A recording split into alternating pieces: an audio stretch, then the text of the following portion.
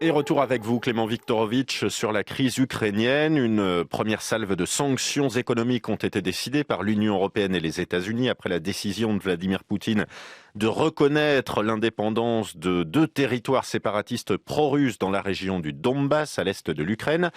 Et vous nous aidez, Clément, à lire entre les lignes de cette situation en mobilisant, une fois n'est pas coutume, non pas la rhétorique donc, mais la négociation. Eh oui, c'est tout le paradoxe. En effet, de prime abord, la décision unilatérale de Vladimir Poutine pourrait apparaître comme une rupture dans le processus de négociation qui avait été entamé notamment par Emmanuel Macron. Mais négocier, cela ne passe pas uniquement par la discussion. Les promesses et les menaces aussi font partie d'un processus de négociation. Or, à cette heure, l'Union européenne et les États-Unis menacent justement la Russie de sanctions plus importantes si la décision devait être prise d'annexer une partie du territoire ukrainien. C'est bien la poursuite d'une dynamique de négociation, fut-elle portée désormais par des moyens de pression. Et qui dit négociation dit rapport de force. Est-ce qu'il est possible de savoir ici de quel côté il penche ? Eh bien, c'est toute la question et elle n'est pas évidente. Car, voyez-vous, en négociation, le rapport de force dépend d'un grand nombre de variables. Il ne se constate pas, il s'évalue. Et c'est précisément l'exercice auquel s'est prêté ce matin Clément Beaune, le secrétaire d'État chargé des affaires européennes. Il était au micro de France Inter. C'est vrai qu'on a une dépendance à la Russie. Et Vladimir Poutine en joue Bien sûr. sur le gaz et sur l'énergie. Il faut quand même qu'en tant qu'Occidentaux et Européens, on soit conscients de nos propres forces. Moi, j'insiste beaucoup là-dessus. Les Russes sont beaucoup plus dépendants à notre égard. Donc, il ne faut pas non plus qu'on inverse les choses. Dominique se le rappelait, la Russie, c'est le PIB de l'Espagne. C'est 80% des exports de gaz qui se font vers l'Europe. Donc, nous avons aussi, soyons conscients de nos forces et de notre puissance, des leviers, et nous pouvons imposer nos intérêts. Vous entendez que pour Clément Beaune, la situation semble assez claire. Le rapport de force serait à l'avantage des Européens. Est-ce que c'est crédible ?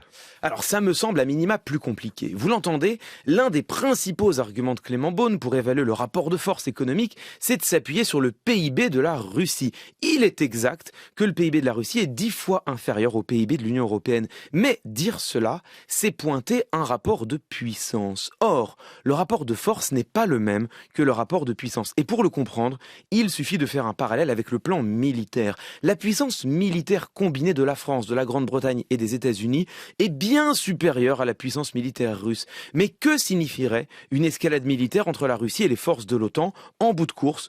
Une guerre nucléaire, probablement des millions de morts. Ce n'est évidemment acceptable pour personne. Le rapport de puissance militaire est asymétrique, mais le rapport de force est équilibré. Au fond, en négociation, peu importe la taille de votre adversaire, la seule chose qui compte, c'est de savoir s'il dispose d'un pistolet braqué sur votre tempe. Et en termes économiques, est-ce que la Russie dispose d'un pistolet chargé ? À l'égard de l'européenne, oui, bien sûr, c'est l'énergie.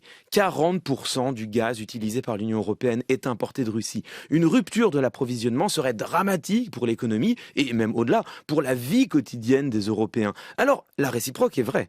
Comme le pointe Clément Beaune, l'économie russe est, elle aussi, dépendante des importations européennes. C'est bien pour cela que les sanctions économiques disposent d'une certaine efficacité. On peut donc parler d'un rapport de force équilibré ? Sur le plan économique, cela ressemble en effet à une situation d'interdépendance. Mais, lorsque nous cherchons à estimer un rapport de force, il y a d'autres critères qu'il faut prendre en considération, notamment l'influence des parties prenantes. Et en l'occurrence, il y a une partie prenante qu'il semble difficile d'ignorer. Ce sont les opinions publiques, les populations. Au sein de l'Union européenne, on peut imaginer que les populations réagiraient assez mal à une augmentation drastique des prix de l'énergie. C'est un problème qui se pose nettement moins pour Vladimir Poutine, qui exerce le pouvoir de manière autoritaire. Bref, difficile de savoir pour l'heure où tout cela va nous mener, mais une chose est certaine, cela ne saurait être ramené à une simple question de PIB. Clément Viktorovitch, c'était entre les lignes.